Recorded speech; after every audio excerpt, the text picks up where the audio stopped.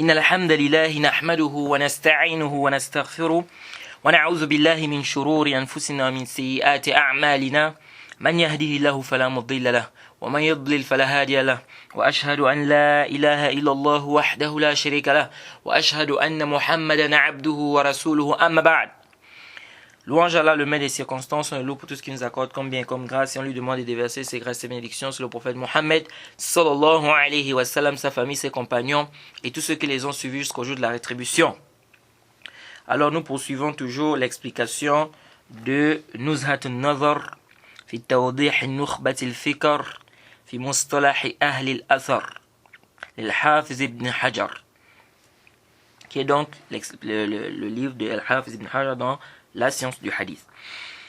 Alors, Al-Hafiz ibn Hajar dit ceci: لكن إنما وجب العمل بالقبول منها لأنها إما أن يوجد فيها أصل صفة القبول أو ثبوت الصدق الناقل أو أصل صفة الرد وهو ثبوت كذب الناقل أو لا. جيد. C'est-à-dire que il dit ici l'obligatoire ici d'appliquer ce qui est accepté des textes. C'est-à-dire les textes qui sont acceptés, il est obligatoire pour nous de travailler avec ça. جيد. Il dit لأنها إما أن يوجد فيها أصل صفة القبول. Il dit car à l'intérieur, n'est-ce pas, nous avons soit des critères d'acceptation, donc des critères qui nous permettent d'accepter le hadith. وهو ثبوت الصدق الناقل. C'est-à-dire c'est le fait par exemple que celui qui rapporte soit véridique. Jade. Donc ici là on a quoi? On a le maqboul et on a le mardoud. On a le maqboul et on a le mardoud. Jade. Le maqboul, c'est on doit accepter, on doit travailler avec ça. Dans le hadith qui est accepté, on doit travailler avec ça. Le hadith qui est mardoud, qui est rejeté, on ne travaille pas avec ça. Donc ici il dit il est obligatoire pour nous de travailler avec quoi? Avec ce qui est accepté. Donc les textes qui sont acceptés. Il dit soit parce qu'à l'intérieur, il y a les critères d'acceptation. Il dit c'est quoi? C'est le fait par exemple que les rapporteurs ou le rapporteur, celui qui rapporte, la personne qui rapporte soit véridique. Ou bien dans ce hadith, il y a quoi? Il y a un critère de rejet. C'est-à-dire, il y a un critère dans ce hadith qui nous pousse à rejeter ce hadith. S'il y a un critère de rejet, alors on fait quoi? On jette. C'est-à-dire, le khabar quand il arrive, ce khabar-là, ou cette information, ce hadith, il dit on est obligatoire de travailler avec ce qui est accepté. Pourquoi? Parce que, soit dans l'information, nous avons quelque chose qui nous permet, n'est-ce pas, de voir que l'information est authentique, donc il y a des critères d'acceptation, ou soit il n'y a pas de critères d'acceptation. Et donc s'il y a des critères d'acceptation dans ce hadith, on travaille avec. Maintenant s'il n'y a pas de critères d'acceptation, on fait quoi? On rejette. Ensuite il dit donc, deuxièmement, donc, soit il y a les critères d'acceptation, comme le fait que celui qui rapporte soit véridique, ou bien il y a des critères, c'est-à-dire des critères de rejet, comme le fait, il dit ici, que celui qui rapporte, n'est-ce pas, a menti. Donc, le mensonge de celui qui rapporte, n'est-ce pas, là, comment on appelle ça, le récit. Donc, s'il y a le mensonge, on va rejeter. C'est pourquoi il dit, fal awwal yaglib ala dhann sidq al-khabar. Il dit le premier cas. Quel est le premier cas ici? C'est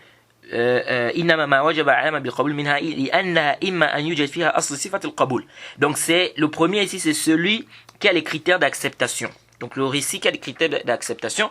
Il dit ce hadith là, ou cette information qui arrive, ou ce hadith qui vient, on travaille avec ça, on accepte ça. Il dit pourquoi? Car la véracité de cette information est plus probable. Jade, du fait que quoi? Que celui qui rapporte ça est véridique. Donc on prend ça. Jade. Ensuite il dit wathani, et deuxième c'est le mardoud, ce qui est rejeté. C'est celui dont on a ici, où il dit asl sifati rad, ou asl sifati rad, où on a quoi? On a des critères de rejet, comme le fait quoi? Comme le mensonge de celui qui rapporte cette information. Il dit donc wathani, donc le deuxième, yaghlibu ala dhann كذب الخبر لثبوت كذب ناقله فيطرح. Il dit donc ici le mensonge dans cette information est plus probable, du fait que quoi? Que celui qui rapporte ça est un menteur. Et donc on fait quoi? On rejette l'information. Il dit wassalis, troisièmement, إن وجدت قرينة تلحقه بأحد القسمين التحق. Donc, ce hadith qui arrive, soit on a des dalils clairs que l'information est authentique, les critères sont réunis, les critères d'acceptation sont réunis, on prend. Soit on a des indices ou bien des dalils qui nous montrent clairement que les critères ne sont pas réunis, donc on ne prend pas. Il dit maintenant, troisièmement, إن وجد قرينة تلحق بأحد القسمين التحق. C'est-à-dire, si on trouve des indices, n'est-ce pas, qui nous permettent de classer ce récit, soit dans la catégorie des hadiths acceptés, soit dans la catégorie des hadiths rejetés, on le fait. Wa illa, il dit sinon, يتوقف فيه إذا توقف عن عمل به صار كالمردود لا لثبوت صفة الرد بل لكونه لم توجد فيه صفة توجب القبول والله أعلم. Hafiz ibn Hajar dit, si on ne trouve pas, c'est-à-dire on n'a pas des dalils clairs que ce hadith a réuni les critères d'acceptation, on n'a pas aussi des dalils que ce hadith, n'est-ce pas, a réuni les critères de rejet, et on n'a pas aussi des indices qui nous permettent de classer ce hadith soit dans la catégorie des hadiths acceptés ou dans la catégorie des hadiths qui ne sont pas acceptés, n'est-ce pas? Il dit, si on n'a pas tout ça, on fait le tawaqquf. C'est-à-dire on ne se prononce pas, n'est-ce pas, sur ce hadith. Il dit, le fait qu'on ne... C'est-à-dire on se prononce sur ce hadith, quoi? C'est-à-dire qu'on ne travaille pas avec ce hadith. On ne travaille pas avec ce hadith. C'est-à-dire on n'a pas des dalils clairs qui montrent que le hadith est authentique. On n'a pas des hadiths clairs aussi qui montrent qu'il n'est pas acceptable. On n'a pas des indices aussi qui nous permettent de classer ce hadith dans l'une des deux catégories. Jade, il dit à ce moment, qu'est-ce qu'on fait? On fait le tawaqquf, c'est-à-dire on se prononce pas. C'est-à-dire quand on se prononce pas, c'est-à-dire on ne travaille pas avec ce hadith. Et il dit فإذا توقف عن عمل به صار كالمردود. Et donc si on ne travaille pas avec ça, ça devient comme le mardoud. C'est-à-dire ce hadith devient comme le mardoud. C'est-à-dire il est comme le hadith qu'on a rejeté. Parce qu'on ne travaille pas avec. Là, les subut sifati radd. Il dit c'est pas parce qu'à l'intérieur il y a un critère qui nous permet de rejeter le hadith. C'est-à-dire c'est pas comme si on a dans la chaîne de transmission un menteur. Ça c'est clair ici, on rejette ce hadith parce qu'on a dans la chaîne de transmission un menteur. Ou bien on a dans la chaîne de transmission quelqu'un par exemple qui est Tuhima bil Kazib. On accuse de mensonge, des trucs comme ça. Ici, là, on rejette le hadith par rapport à cela. Il dit, mais celui-là, le hadith où on n'a pas des preuves, où l'information n'a pas des preuves que c'est quoi? Que c'est sabit. On n'a pas des preuves aussi que l'information est rejetée. Et on n'a pas des indices aussi. Il dit, on fait quoi? On ne travaille pas d'abord avec ça, on fait le tawaqquf. Il dit, pas parce que on a vu un attribut, bien on a vu un critère qui nous permet de rejeter, n'est-ce pas? Il dit mais parce qu'on n'a pas trouvé les attributs ou bien les critères qui nous permettent, n'est-ce pas, qui nous obligent d'accepter cela. Il dit وقد يقع فيها أي في الأخبار الآحاد المنقسمة إلى المشهور وعزيز وغريب ما يفيد العلم النظري بالقرائن على المختار خلافا لمن أبى ذلك. Il dit dans les informations uniques qu'on a citées, le mashhour, le aziz, le gharib. On a déjà expliqué c'est quoi le mashhour, on a expliqué c'est quoi le aziz, on a expliqué c'est quoi le gharib. Il dit on peut voir dans ces catégories-là, n'est-ce pas, ces informations-là peuvent impliquer la certitude. La certitude nazari, c'est-à-dire la certitude nazari, on a besoin du bahth. C'est-à-dire on arrive au yaqin, li bahth wa nazar. On arrive à cette certitude-là en faisant quoi? En faisant des recherches, n'est-ce pas? On a besoin des dalil, etc. Il dit bil qara'in, s'il y a des qara'in, s'il y a des indices. S'il y a des indices. On a déjà dit qu'il y a un débat des savants par rapport à cela. Que beaucoup de savants disent quoi? Que l'information à caractère unique, n'est-ce pas? N'implique pas la certitude. Beaucoup disent quoi? Que s'il y a des indices, ça implique la certitude. Mais s'il n'y a pas des indices, ça reste dans quoi? Dans le zone. Et d'autres savants qui disent que l'information à caractère unique implique la certitude. Donc Al-Hafiz ibn Hajar dit quoi? Il dit ce qu'on a donné comme c'est-à-dire le mashhour, le aziz ou le gharib. Donc le khabar ahad, il peut impliquer la certitude. Al-Hafiz ibn Hajar dit il peut impliquer la certitude. Il dit bil qara'in, si on a des qara'in, si on a des indices. Ala al-mukhtar, l'avis qui est choisi. Khilafan liman aba dhalik. Il dit contrairement à ceux qui ont refusé cela. Donc il veut dire quoi? Qu'il y a des gens qui ont refusé, qui ont dit que le khabar ahad, même s'il y a des qara'in, même s'il y a des indices, ça n'implique pas la certitude. Ça n'implique pas la certitude. Ensuite il dit wal khilaf fi at-tahqiq lafzi. Wal khilaf fi at-tahqiq lafzi. لأن من جوز إطلاق العلم قيده بكونه نظريا وهو الحاصل عن الاستدلال ومن أبى الإطلاق خص اللفظ العلم بالتواتر وما عداه عنده ظني ولكنه لا ينفي أن ما احتف بالقرائن أرجح مما خلع عنها. Al-Hafiz ibn Hajar veut dire quoi? Il dit en réalité le khilaf, la divergence ici, c'est une divergence terminologique, linguistique, c'est-à-dire la divergence ne se situe qu'au niveau des termes. Sinon en réalité, il n'y a pas vraiment un khilaf. Pourquoi en fait? T'as bien. Parce qu'en fait, ils disent quoi? Que tous ceux qui ont dit que le khabar ahad, jade, même s'il y a des qara'in, ça implique le ilm, ou ceux qui ont dit que le khabar ahad, ça implique le ilm, la certitude, s'il y a des qara'in, mais ils disent quoi? Mais cette certitude n'arrive pas au degré du mutawatir. C'est-à-dire que le mutawatir, sa certitude, elle est plus par rapport au khabar ahad qui implique quoi? Qui a des qara'in. Et ceux qui ont dit que le khabar ahad, ça n'implique pas la certitude, ils veulent par là quoi? Que ça n'arrive pas au degré du mutawatir. Donc si on prend ces deux paroles là, on va dire que le khilaf il est lafzi, c'est juste une terminologie. C'est-à-dire ceux qui ont dit que ça implique la certitude, ça implique la certitude s'il y a des indices, mais ils disent quand même que cette certitude n'arrive pas au degré du mutawatir. Et ceux qui ont dit que ça n'implique pas la certitude, disent quoi? Que ça n'arrive pas au degré du mutawatir.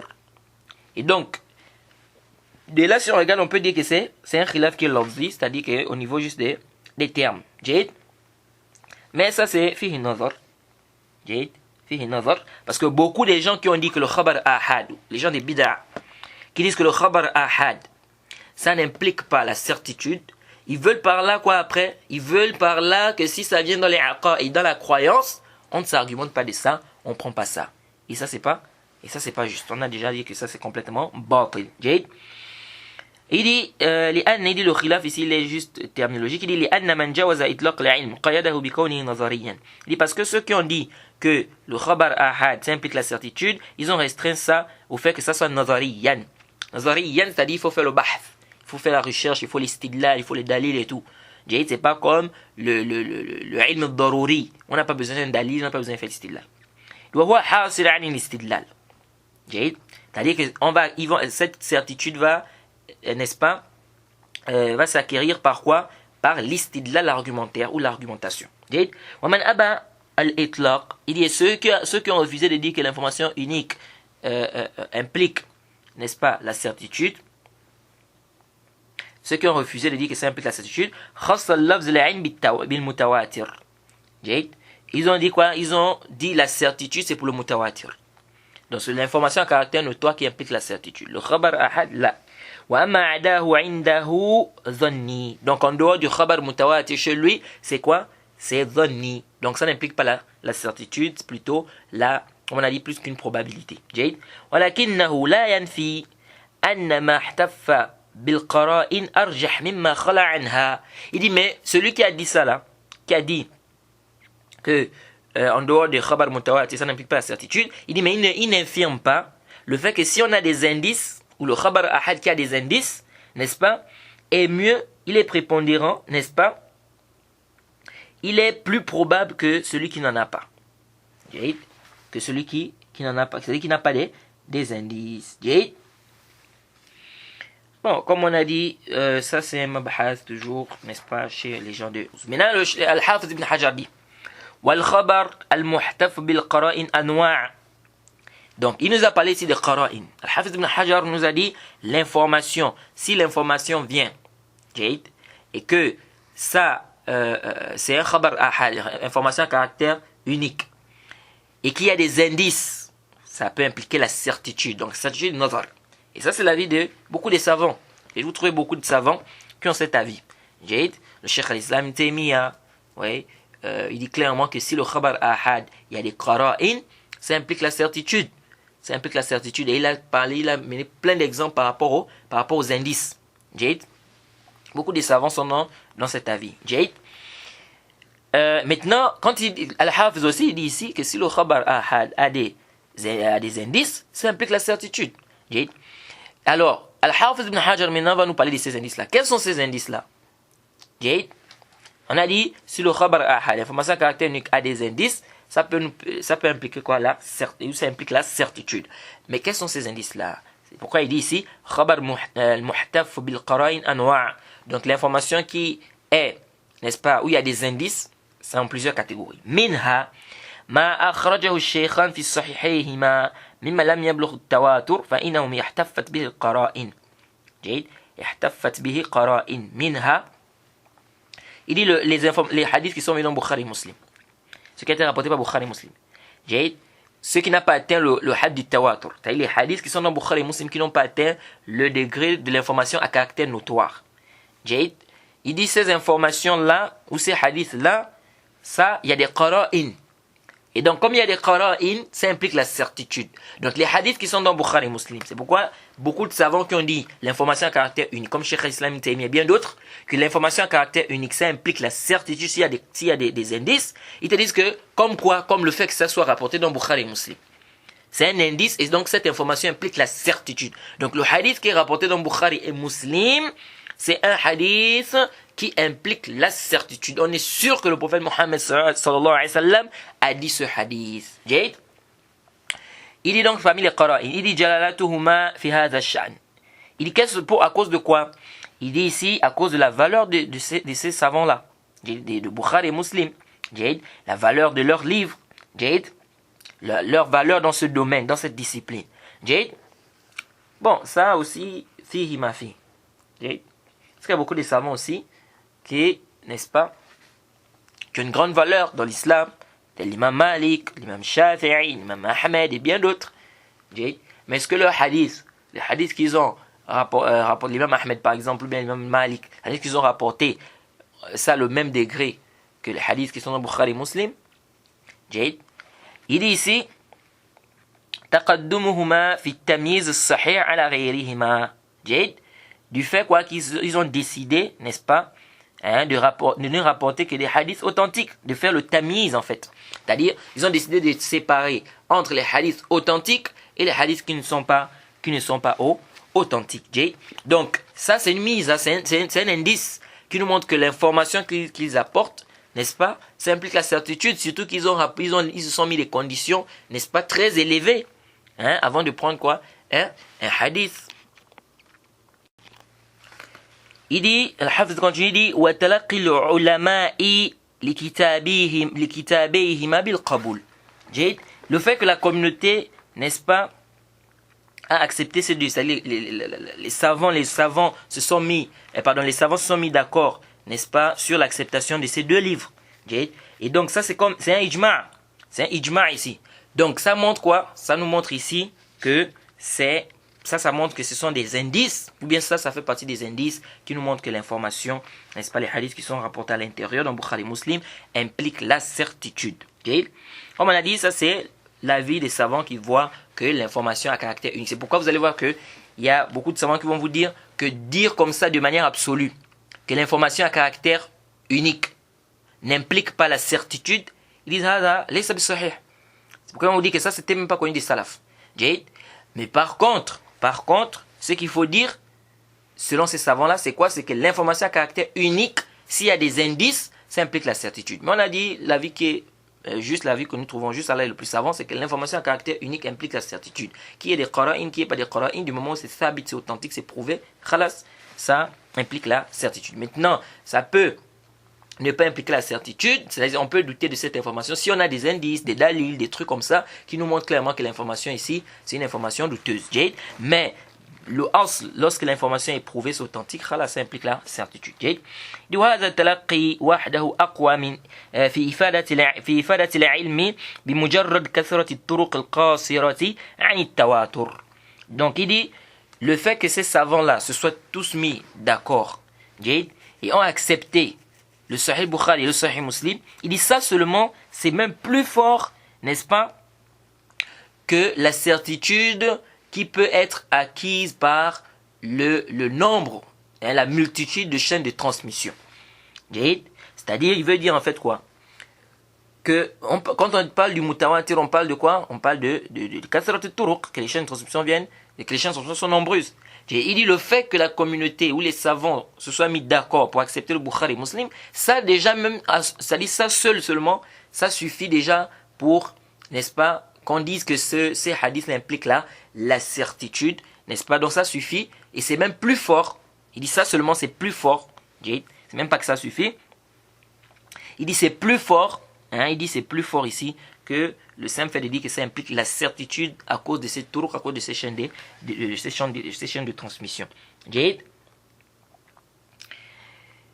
Donc c'est ce qu'il dit, c'est-à-dire le fait que la communauté soit unanime sur ça, et ça suit le fait que ce sont des hadiths authentiques, cela implique la certitude, plus même le simple fait que ces chaînes de transmission soient nombreuses. إلا أن هذا يختص بما لم ينتقده أحد من الحفاظ مما في الكتابين وبما لم يقع التجاذب بين مدلوليه مما وقع في الكتابين حيث لا ترجيح لاستحالة أن يفيد المتناقضان العلم بصدقهما من غير الترجيح لأحدهما على الآخر. Le Hafiz ibn Hajar dit, il dit ce qu'il a cité là, comme exception, les hadiths qui sont rapportés dans Bukhari et Muslim, de la communauté unanime sur ça, etc.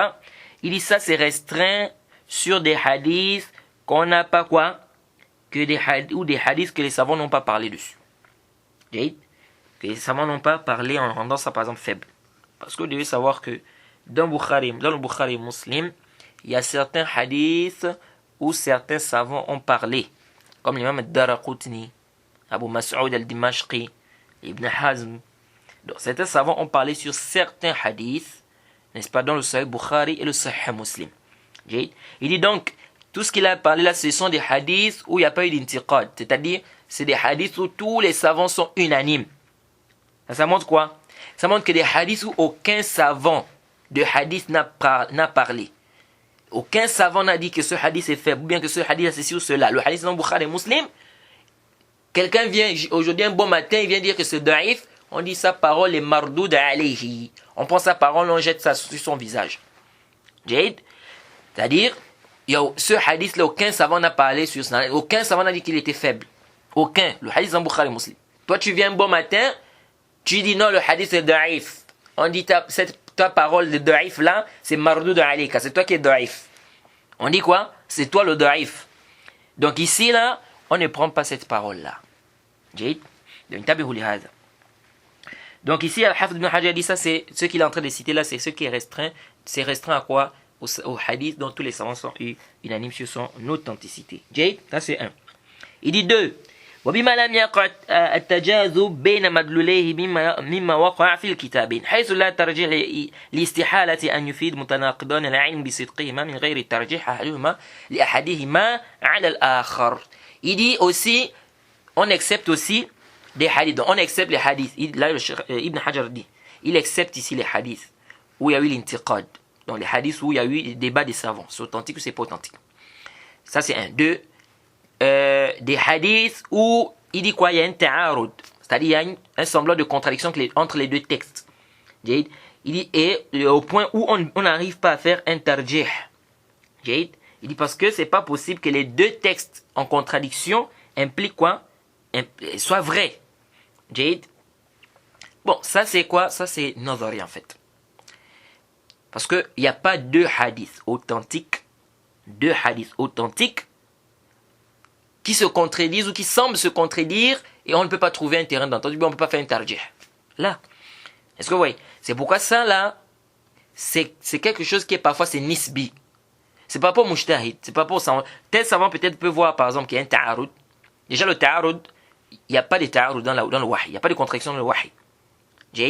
Dans la révélation, il n'y a pas de ta'arud.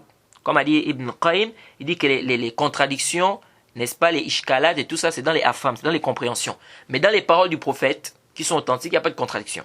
Et s'il y a un semblant de contradiction dans deux textes, on doit faire quoi? On doit chercher à trouver un terrain d'entente entre les deux. Et ça, c'est l'avis qui est juste.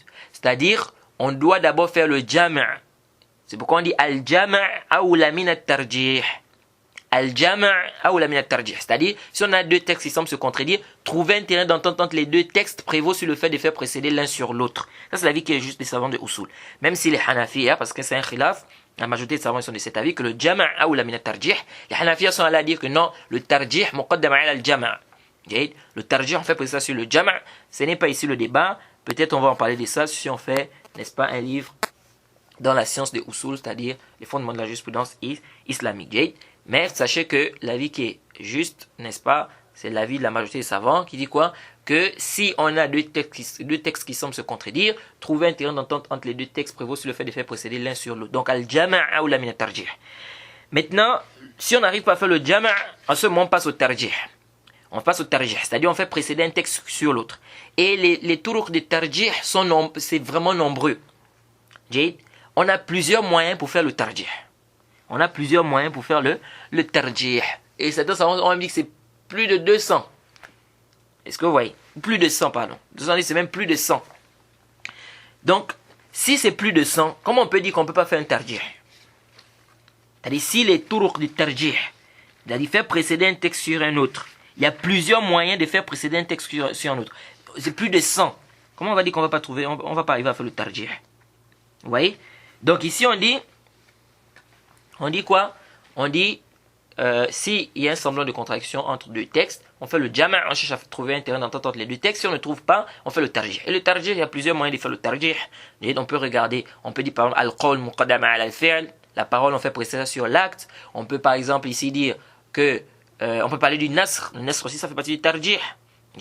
On peut parler aussi on peut dire que ça a abrogé ça. On peut aussi faire précéder par exemple un par rapport à l'authenticité. On dit par exemple celui-là il est plus authentique que celui-là. Les rapporteurs qui ont rapporté ça sont plus dignes de confiance que ceux-là. Donc il y a plusieurs manières comme ça. Comme là par exemple on est en train de parler du mutawatir et du khabar ahad. Parce que certaines personnes disent mais quelle est la faïda de diviser les hadiths en mutawatir et khabar ahad? Certains vont te dire que l'intérêt, quel est le profit? C'est-à-dire on profite quoi de ça? Puisque les savants sont tous unanimes qu'on travaille avec lorsque c'est authentique. Le khabar ahad, si c'est authentique, c'est prouvé. Khabar mutawatir, c'est prouvé, on travaille avec ça. Ils sont tous unanimes. Un cas peut dire mais où est donc la faïda de parler de ça, de khabar, de diviser en khabar ahad? Certains savants te disent qu'ils te disent la faïda, c'est lorsqu'il y a un ta'arud. Au cas où il y a une contradiction et qu'on n'arrive pas à faire un jama', ça fait partie des turuq de tarjih. De faire précéder par exemple ce qui est mutawatir sur ce qui est quoi? Sur ce qui est ahad. Donc ici, je disais que ici le tarjih, il y a toujours une façon de faire le tarjih. Et dire comme ça qu'on ne peut pas faire le tarjih, c'est par rapport à un mujtahid, c'est-à-dire c'est par rapport à un savant. Parce qu'un savant peut trouver, il n'arrive pas à faire un tarjih, mais un autre savant va faire le tarjih. Un autre savant va faire le tarjih. Donc il va faire précéder un texte sur l'autre par rapport à certains indices, par rapport à certaines preuves. Ensuite il dit وما عدا ذلك فالإجماع حاصل عن تسليم صحته على تسليم صحته. Il dit en dehors de ce qu'on a cité, donc les hadiths où certains savants ont critiqué, qui sont dans Bukhari et Muslim, comme l'imam Daraqutni, et les hadiths où il y a un ta'arud et on n'arrive pas à faire le tarjih. Bien sûr, on a dit que ça c'est par rapport à un mujtahid. Mais sinon, il n'y a pas de texte authentique, n'est-ce pas, dont on ne peut pas faire le tarjih.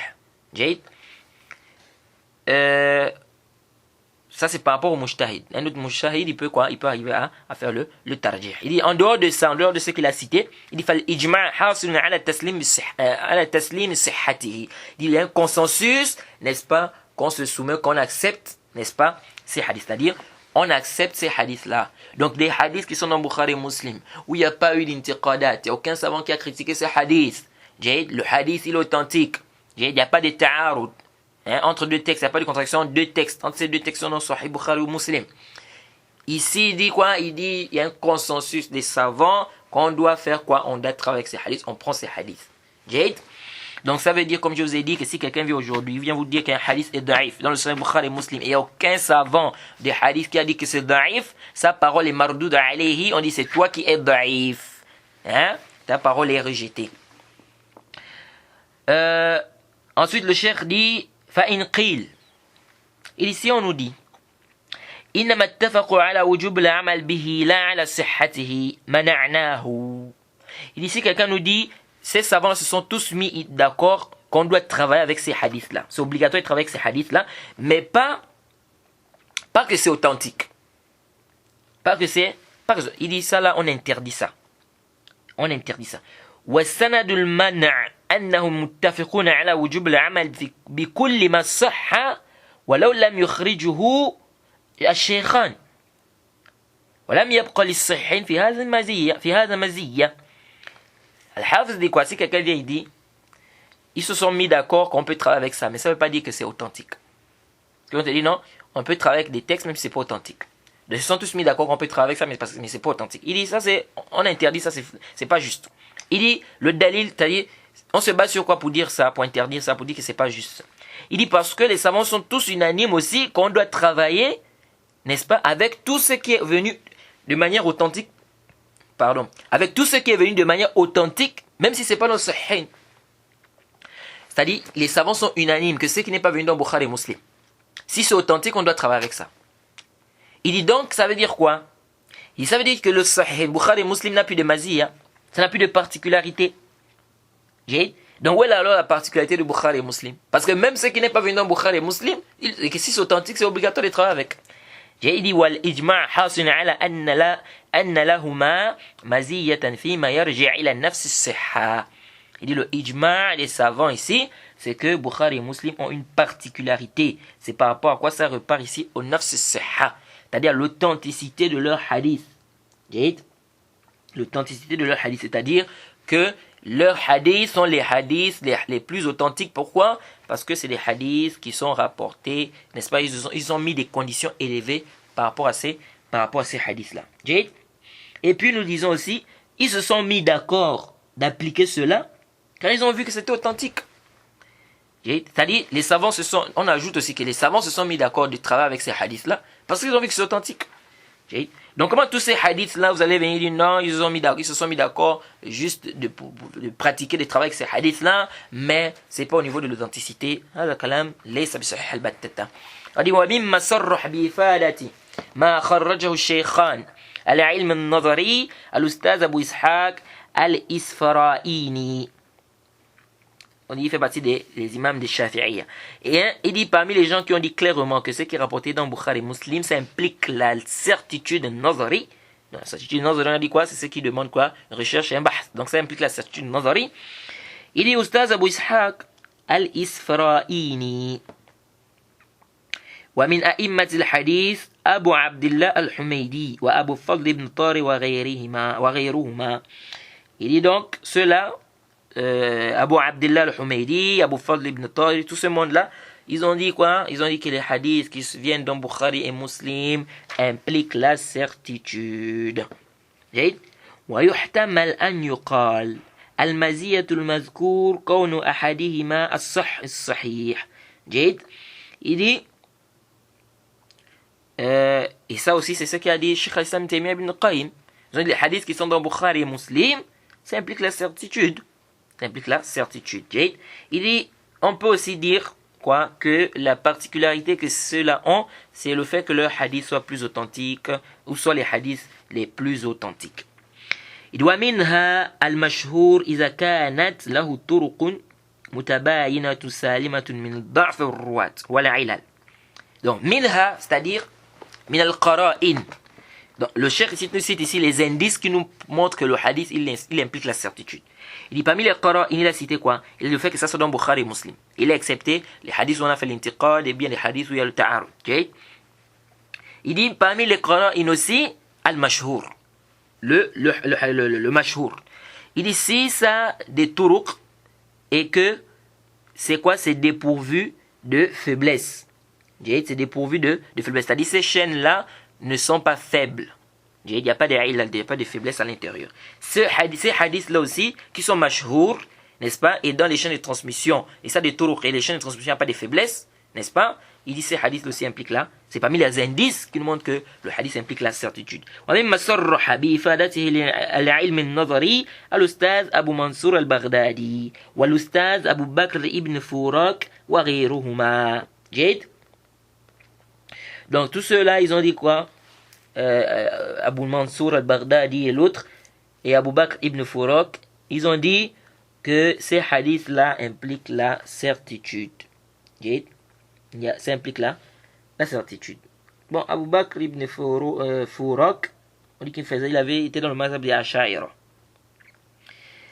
Il dit Waminha, c'est-à-dire parmi les qara'in, n'est-ce pas? C'est-à-dire parmi les indices, que si on voit ça dans un hadith, ça implique la certitude, donc le ilm al-nazari.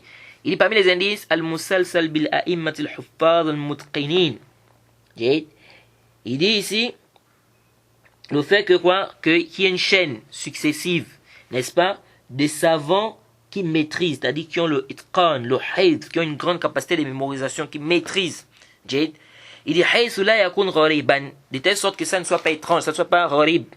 Quel hadith الذي يرويه أحمد بن حنبل مثلا ويشاركه فيه غيره عن شافعي. Il dit comme le hadith que l'imam Ahmed rapporte par exemple, et d'autres personnes rapportent ça aussi, n'est-ce pas, d'après, il rapporte ça des Shafi'i. Imaginez-vous un hadith que l'imam Ahmed et bien d'autres rapportent des Shafi'i. Parce que vous devez savoir que l'imam Ahmed, il a également quoi, ils ont profité, c'est-à-dire l'imam Ahmed a profité de l'imam Shafi'i. L'imam Shafi'i aussi a profité de l'imam Ahmed. Donc un hadith que l'imam Ahmed, par exemple, rapporte de l'imam Shafi'i,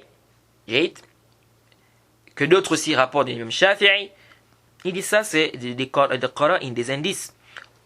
ويشاركه فيه غيره عن مالك ابن أنس. Ou un hadith qui rapporte par exemple de Malik ibn Anas, et il y a d'autres qui rapportent ça également de Malik ibn Anas. فإنه يفيد العلم عند سامعه بالاستدلال من جهة جلالة رواته. Il dit ça implique quoi, la certitude chez celui qui va écouter, à cause de quoi, de la valeur de ces rapporteurs, de ceux qui rapportent ça. Donc vous imaginez l'imam Ahmed vous rapporte un hadith, l'imam Malik vous rapporte un hadith, ou bien l'imam Ahmed rapporte un hadith, l'imam Shafi'i par exemple. Vous imaginez, n'est-ce pas, ces savants-là, le itqan, ces huffaz, ces savants, c'est des huffaz, c'est des mutqin, c'est-à-dire ces savants qui maîtrisent, qui avaient des grandes capacités de mémorisation. Alors ici, ils disent que cette information-là, ça fait partie des indices qui nous montrent l'information. On est sûr, on doit être sûr de cette information. Il dit وأن فيه من صفات اللائقة الموجبة للقبول ما يقوم مقام العدد كثير من غيرهم. Il dit, et c'est pourquoi? Parce que ils ont à l'intérieur, il y a des critères dans ces savants-là qui obligent l'acceptation de ce qu'ils disent. Et ceci prend la place même du grand nombre. Donc même si c'est pas un grand nombre, mais ces savants-là seulement, même s'ils sont, c'est les seuls à rapporter par exemple cette information, ils ont des attributs, ils ont des critères, n'est-ce pas, ils ont des attributs qui poussent, n'est-ce pas, à être convaincus, à être sûrs de l'information qu'ils nous ramènent. Comme je disais, Cheikh Al-Albani te donne une information. Il te dit Cheikh Sam Temi a dit ceci ou cela. Ou il te dit j'ai vu telle ou telle chose. Ou bien Cheikh Rabi', ou bien Cheikh Ibn Uthaymin, ou Cheikh Ibn Baz par exemple. Rahimahumullah al-jami'. Rahimahumullah. Si par exemple cela ils te donnent une information, ils disent j'ai vu ça, ou bien j'ai entendu ça, ou bien ceci ou cela, ou tel a dit ceci ou cela. Qu'est-ce que cette information-là implique? C'est pas la certitude, c'est la certitude. C'est la certitude, pourquoi? Par rapport à leur valeur, par rapport on sait que c'est pas des menteurs, n'est-ce pas? C'est des savants qui sont reconnus pour leur religion, etc., etc. Et ils sont connus également. Donc vous venez dire ici, non, peut-être ceci, cela, tout ça, c'est des ihtimalat qu'on ne voit. Il dit, ولا يتشكك من له أدنى ممارسة بالعلم وأخبار الناس أن مالكا مثلا لو شافهه بخبر أنه صادق فيه. Il dit, aucune personne, n'est-ce pas, qui a un minimum de pratique dans les informations des gens, n'est-ce pas, ne peut douter que si l'imam Malik, par exemple, lui donne une information comme ça de sa propre bouche, qu'il est quoi, il est véridique dans ça. Donc il ne va pas douter. Celui qui a quoi, une pratique, n'est-ce pas, du ilm, des akhbar, qui a une pratique, qui a le ilm, n'est-ce pas, qui connaît les informations, etc., les hadiths, tout ça, il ne va pas douter que si l'imam Malik lui donne une information comme ça de sa propre bouche, il ne va pas douter qu'il est véridique dans ça. فإذا انضاف إليه من هو في تلك الدرجة ازداد قوة وبعد ما يخشى عليه من السهو. Il dit, si on ajoute à cela que quelqu'un qui est au même niveau que l'imam Malik rapporte aussi cette histoire, ou rapporte cette chose, il dit, ça ajoute quoi? Ça ajoute la force dans cette information. Et donc de là, le sahou, donc l'erreur est éloignée. L'erreur est éloignée. De là, n'est-ce pas, l'erreur qu'on craint est éloignée. Jade. Ensuite, le Hafiz ibn Hajar continue, il dit وهذه الأنواع التي ذكرناها لا يحصل العلم بصدق خبر منها إلا لعالم بالحديث متبحر فيه العارف بأحوال الرواة مطلع على العلل. Il dit donc ces catégories que nous avons citées là, qui impliquent la certitude, n'est-ce pas, de l'information. Il dit cela ne peut être pour le savant de hadith, celui qui a une grande connaissance, n'est-ce pas, il connaît la situation des rapporteurs, il connaît la faiblesse des hadiths, etc. جيد. وكون غيره جيد لا يحصل له العلم بصدق ذلك لقصوره عن أوصاف المذكورة التي ذكرناها لا ينفي حصول العلم للمتبحر المذكور. C'est ce qu'on a toujours dit. Il dit le fait que d'autres personnes n'aient pas la certitude sur, n'est-ce pas, certaines informations sur l'information, n'est-ce pas, du fait, du manque, n'est-ce pas, à cause d'un manque des critères cités, cela ne veut pas dire que cette information n'implique pas la certitude chez celui qui est connaisseur, comme on a cité. C'est comme on a dit, donc celui qui vient qui nous dit, c'est pourquoi la vie qu'on a adoptée, c'est la vie qui dit quoi, que le khabar ahad, ça implique la certitude, n'est-ce pas, l'information à caractère unique implique la certitude. Qara'in, pas qara'in, ça implique la certitude. Maintenant, si on a des qara'in, ça nous ajoute la certitude. Il dit, donc, c'est pourquoi on a dit maintenant, celui qui vient qui nous dit non, ça n'implique pas la certitude, on dit ça n'implique pas la certitude, chez qui? Chez toi ou bien chez tout le monde? C'est pas chez tout le monde. Il y a des savants chez qui ça implique la certitude. Donc si chez toi ça n'implique pas la certitude, c'est pas chez tout le monde. Donc le fait que certaines personnes, n'est-ce pas, ça n'implique pas la certitude chez eux, est-ce que ça veut dire que l'information en elle-même n'implique pas la certitude? C'est pourquoi le Hafiz ibn Hajar dit, ici, si ça n'implique pas la certitude chez certaines personnes, à cause d'un manque de critères, etc., il dit ça ne veut pas dire quoi, que ça n'implique pas la certitude chez le savant ou le connaisseur, n'est-ce pas, celui qu'on a cité. Il dit, il dit donc en résumé des indices qu'on a cités, donc les indices qui nous permettent de considérer que le hadith implique la certitude. Il dit en résumé, il dit premièrement, premièrement, on a restreint quoi, ce qui est dans le Sahihin. Parmi les indices qui montrent que l'information implique la certitude, c'est rapporté dans Bukhari et Muslim. Ça c'est un. Il dit wasani 2, bimalahu turuq muta'addida, c'est qu'il y a plusieurs chaînes de transmission. Si le hadith a plusieurs chaînes de transmission, c'est parmi les indices qui montrent que l'information implique la certitude. Bien évidemment, ces chaînes doivent être authentiques. Parce que s'il y a plein de chaînes de transmission et que le hadith, il n'y a que des menteurs à l'intérieur, des kadzaboun, tout ça là, on va dire que le hadith, il est quoi? Il est daif. Il dit wassani, donc le 2, c'est qu'il y a plusieurs chaînes de transmission. Il dit 3, bima rawahu al-a'immatu, c'est qui a été rapporté par les imams, par les savants, comme l'imam Malik, Shafi'i, l'imam Ahmed. Ces savants-là sont reconnus dans le hifz, le itqan, etc. Donc c'est parmi les indices. Il dit donc ça c'est le 3. Il dit il dit les trois indices là peuvent se regrouper dans un seul hadith.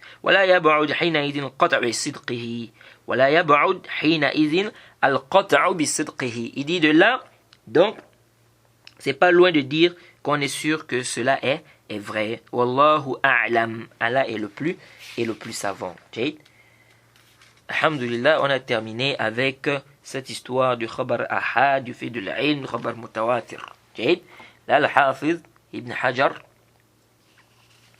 il va maintenant rentrer, là on va rentrer réellement maintenant dans les explications des terminologies des hadiths. Parce que depuis là, le Hafiz ibn Hajar est en train de nous parler du khabar ahad, du khabar mutawatir, tout ça. C'est vrai, on a parlé du mashhour, du aziz et du gharib, alhamdulillah. Mais cette partie, il parlait beaucoup du khabar. Est-ce que ça implique la certitude, pas la certitude? Alhamdulillah, là maintenant il va rentrer dans les terminologies des hadiths. Il dit summa al-gharaba imma an takun fi asli sanad. Il dit ensuite dans le gharaba, donc le hadith, on a déjà parlé de ça, du hadith étrange. Mais là il va nous parler maintenant des catégories des textes étranges. Le hadith gharib, le hadith étrange, on a dit que c'est quoi? C'est un hadith qui est rapporté par une seule personne. Donc le plus petit nombre des gens qui ont rapporté le hadith c'est 1. C'est ça le plus petit nombre. Il dit summa al-gharaba imma an takun fi asli sanad. Donc le gharaba, Donc le fait que le hadith soit étrange, il dit soit c'est au niveau du sanad, du asl, le sanad, la base de la chaîne de transmission, donc la base du hadith. Il dit ay fi mawdi' allazi yadur al-isnan alayhi wa yarji'. C'est-à-dire c'est l'endroit où la chaîne de transmission tourne. La chaîne de transmission tourne et c'est l'endroit où on revient. C'est-à-dire quoi? C'est-à-dire la chaîne de transmission, tout ce qui rapporte le hadith, tous reviennent sur une personne. Par exemple, on prend un cas, on dit par exemple Ibn Omar. Donc tous ceux qui ont rapporté le hadith, ce hadith, il rapporte de qui? De Ibn Omar. Donc ici c'est quoi? C'est le asl sanad. Il dit وَلَوْ تَعَدَّدَتْ طُرُقِ إِلَيْهِ وَهُوَ طَرَفُهُ الَّذِي فِيهِ الصَّحَابِي أَوْ لَا يَكُنْ كَذَلِكَ. Il dit بأن يكون التفرد في أثنائه كأن يروي عن الصحابي أكثر من واحد ثم ينفرد بروايته عن واحد منهم شخص واحد. Donc ici il dit s'il y a plusieurs chaînes de transmission, et même s'il y a plusieurs chaînes de transmission, il dit وهو طرفه الذي فيه الصحابي أو لا يكون كذلك. C'est-à-dire tout le hadith revient à un même compagnon. Donc il dit si tout le hadith revient par exemple à une seule personne, donc même s'il y a plusieurs chaînes de transmission, mais si ça revient à une seule personne, ça revient par exemple à un seul compagnon, ou pas, il dit ou bien il y a eu un isolement au milieu de la chaîne de transmission. C'est-à-dire que le compagnon a rapporté le hadith. Du compagnon, il y a plusieurs personnes qui ont rapporté ça de lui. Et à partir de là, il y a eu un seul rapporteur qui a rapporté ça de la personne. C'est-à-dire le hadith il est rapporté du compagnon. À partir du compagnon, plusieurs personnes rapportent. Parmi les gens qui ont rapporté là, il y a un qui a des toulabs, des étudiants. Et il y a un de ces étudiants qui est le seul qui rapporte ça de lui. Alors, un exemple pour que ça soit simple. On a par exemple Abu Huraira. À partir d'Abu Huraira, plusieurs personnes rapportent. Parmi les gens qui ont rapporté d'Abu Huraira, on a par exemple quelqu'un qui s'appelle Ibrahim. Ibrahim là, il a plusieurs étudiants. Mais de tous ces étudiants, il n'y a qu'un seul qui rapporte de lui. On sait qu'Al-Hafz nous fait comprendre ici. Il dit Fal-awwal al-fard mutlaq. Le premier c'est le fard mutlaq. C'est quoi le fard mutlaq? C'est l'isolement absolu. On a déjà expliqué. C'est-à-dire que ici, il y a tout le hadith tourne qu'autour d'une seule personne. Donc un seul compagnon par exemple. C'est-à-dire qu'il n'y a pas d'autre compagnon qui a rapporté ce hadith. C'est le seul compagnon qui a rapporté ça. Ça c'est le fard mutlaq. Et on a déjà expliqué que le fard mutlaq ou le gharib mutlaq, c'est le fait quoi? Qu'il y a le gharaba au niveau du mat, au niveau du isnad. Donc s'il y a un isolement au niveau du matn, au niveau du isnad, au niveau du mat, c'est-à-dire que le hadith n'est rapporté que d'un seul compagnon. Il n'y a aucun compagnon qui rapporte ce hadith. Et au niveau du isnad, ça veut dire qu'il y a par exemple un rapporteur qui s'est isolé, n'est-ce pas, parmi les étudiants d'un cheikh qui est dans la chaîne de transmission, il y a un rapporteur qui est dans la chaîne de transmission. Ça c'est le fard de mutlaq. Il dit que hadith nahi an bay'il wala wa an hibatihi tafarrada biha Abdullah ibn Dinar an ibn Omar. Il dit comme le hadith, n'est-ce pas, de nahi an bay'il wala wa hibatihi. Il dit Abdullah ibn Dinar est le seul qui a rapporté ça d'Ibn Omar. Wa qad yanfarid bihi rawin an dhalika al-munfarid. Il dit ce rapporteur là qui rapporte là, qui est le seul qui rapporte ici, un autre rapporteur peut aussi s'isoler avec ce hadith. Donc un autre aussi peut être le seul à rapporter ça de lui. كحديث شعب الإيمان, comme le hadith qui parle des branches de la foi. تفرد به أبو الصالح عن أبي هريرة. أبو الصالح le seul qui a rapporté ça d'Abu Huraira. وتفرد به عبد الله بن دينار عن أبي صالح. Et Abdullah ibn Dinar est le seul qui a rapporté ça d'Abu Salih. Il dit وقد يستمر التفرد في جميع رواته أو أكثرهم. Il dit le tafarrud, l'isolement ici peut se répéter. Il peut continuer comme ça dans toute la chaîne de transmission ou bien la majorité. N'est-ce pas? Ou une grande partie, pardon, de la chaîne de transmission. Donc il peut avoir un rapporteur, c'est de lui, il n'y a qu'une seule personne qui a pris le hadith, de celui-là aussi, il n'y a qu'une seule personne qui a pris, de celui-là aussi, il n'y a qu'une seule personne qui a pris, de celui-là aussi, il n'y a qu'une seule, même jusqu'à la fin. Il dit, وفي مسند البزار والمعجم الأوسط للطبراني من أمثلة كثيرة لذلك. Il dit dans le Musnad du Bazzar, le Mu'jam al-Awsat de l'imam al-Tabarani, il y a beaucoup d'exemples, n'est-ce pas, de ce genre.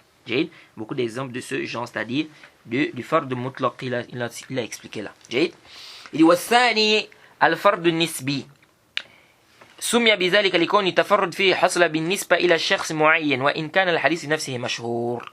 جيد. Il dit on a مشهورا pardon. Il dit on a le fard nisbi. Le fard nisbi, on a déjà expliqué, c'est un isolement qui est relatif. Jade, c'est-à-dire au niveau d'un cher. Parmi ces toulab, il y a un qui est le seul qui a rapporté ça de lui par exemple. Jade. Il dit سمي بذلك لكون تفرد فيه حصل بالنسبة إلى شخص معين. Il dit pourquoi on a appelé ça comme ça? Il dit parce qu'il y a eu un tafarrud, n'est-ce pas, par rapport à un cher précis. Par rapport à un prof de manière précise. Donc c'est un cher, n'est-ce pas, dans la chaîne de transmission, c'est tout là, il y a un qui a fait le tafarrud. Même si le hadith en lui-même il est mashhur, il est connu. C'est pourquoi on a dit que le fard nisbi ou le gharib nisbi, c'est quoi? C'est au niveau du isnad, mais le matn il est connu, il est rapporté dans d'autres hadiths. Il est rapporté par d'autres rapporteurs. Mais si le gharab ici c'est au niveau du isnad, au niveau du matn, ce hadith on dit qu'il est gharib mutlaq.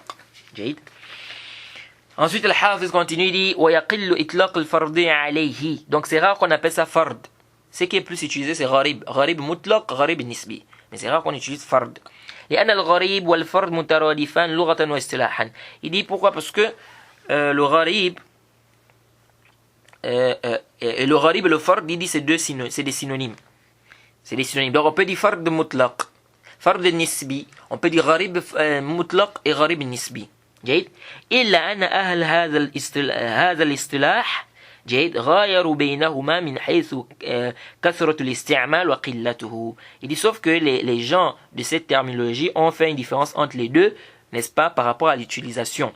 جيد par rapport à l'utilisation, ce qui est plus utilisé, ce qui est moins utilisé. جيد فالفرد أكثر ما يطلقونه على فرد مطلق.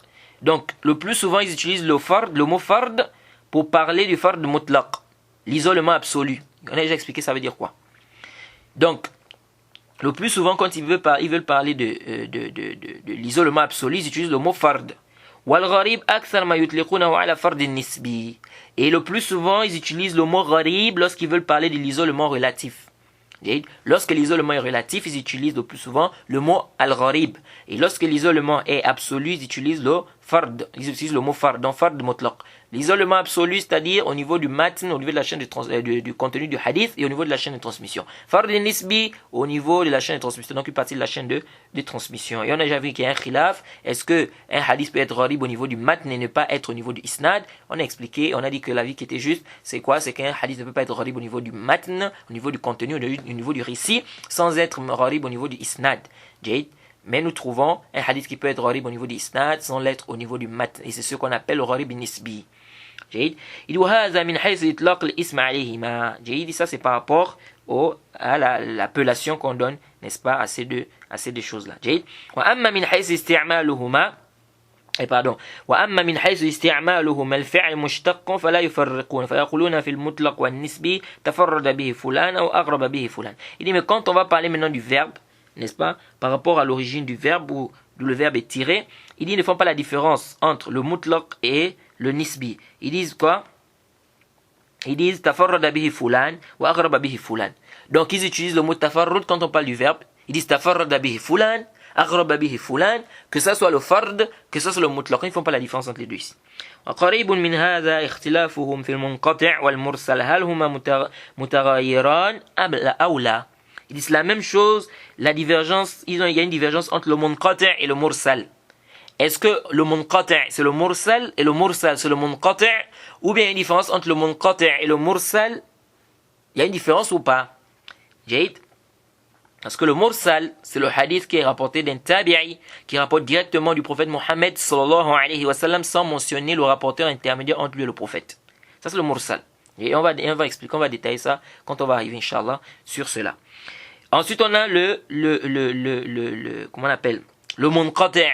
Le munqati' c'est un hadith où il y a une coupure dans la chaîne de transmission, au milieu de la chaîne de transmission, mais cette coupure n'est pas de manière successive, parce que si la coupure est de manière successive, le hadith il est mu'dal.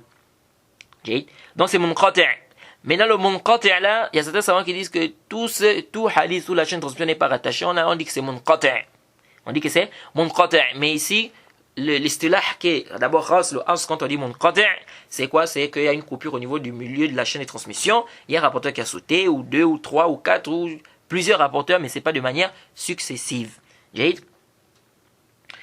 Donc il dit ici, est-ce que le mursal et le munqati' c'est pareil? C'est-à-dire, est-ce qu'on peut dire ça c'est mursal et ça c'est munqati'? C'est-à-dire, est-ce qu'on peut appeler le munqati' mursal et le mursal munqati'? Il dit ici, فأكثر محدثين على التغاير. جيد على التغاير. Il dit la majorité des savants des hadiths disent qu'il y a une différence entre le munqati' et le mursal. Il dit ولكنه عند إطلاق الاسم. جيد عند إطلاق الاسم. Il dit, mais il y en a qui disent, c'est par rapport au nom, n'est-ce pas, lorsqu'on donne l'appellation, il dit, ils disent quoi? أما عند استعمال الفعل. Donc ils disent quoi? Ils disent على التغير لكنه عند إطلاق الاسم. جيد.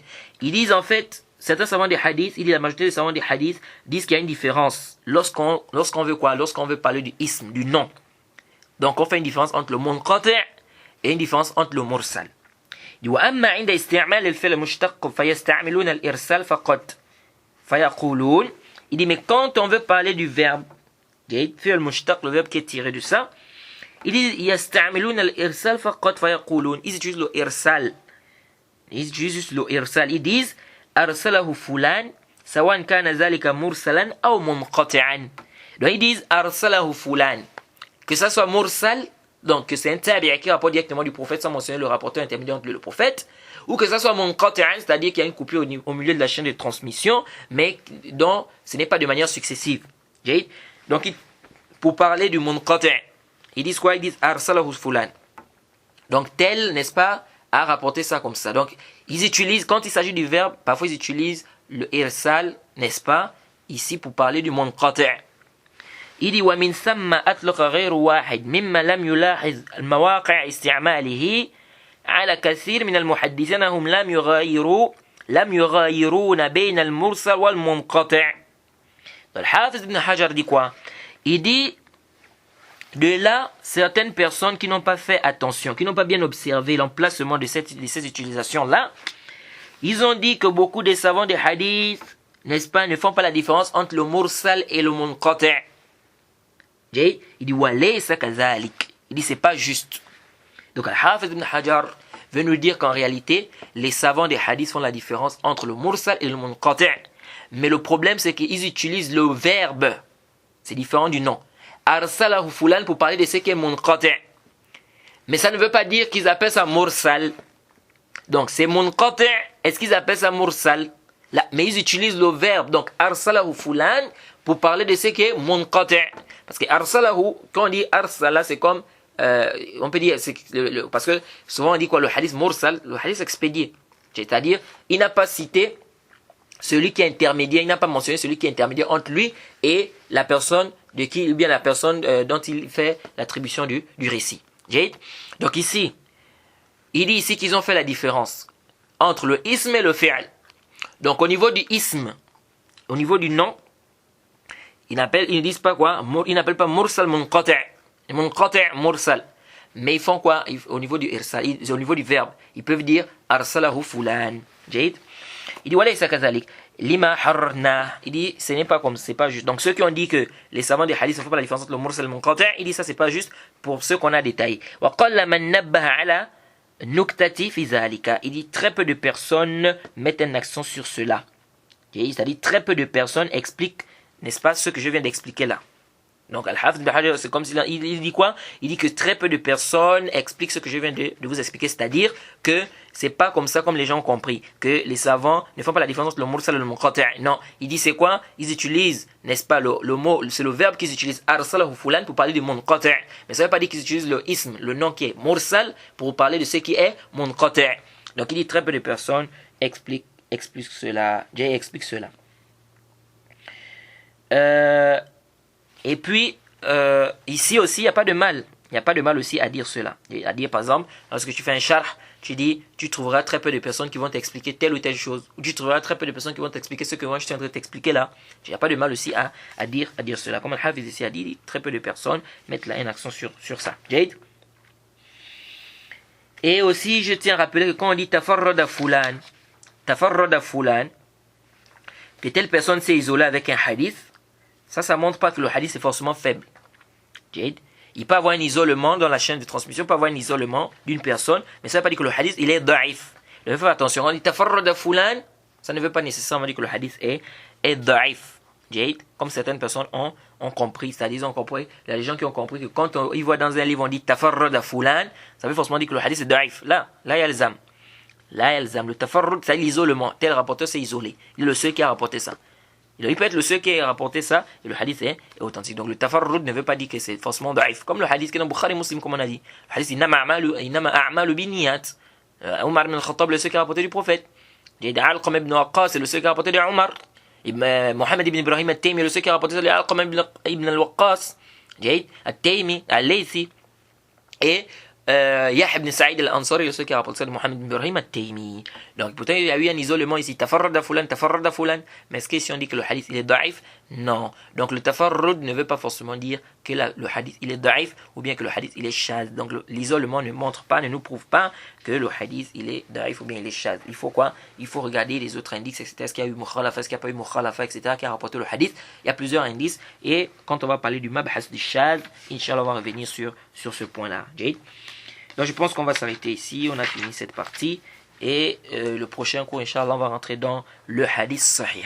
C'est quoi un hadith sahih? À quel moment on dit qu'un hadith est sahih? On s'arrête ici, on demande qu'Allah nous facilite. Et on espère qu'on va arriver à clôturer, à finir ce livre. C'est quand même long, mais on demande qu'Allah nous facilite. Wa subhanaka Allahumma bihamdik wa ashhadu an la ilaha illa anta astaghfiruka wa atubu ilayk.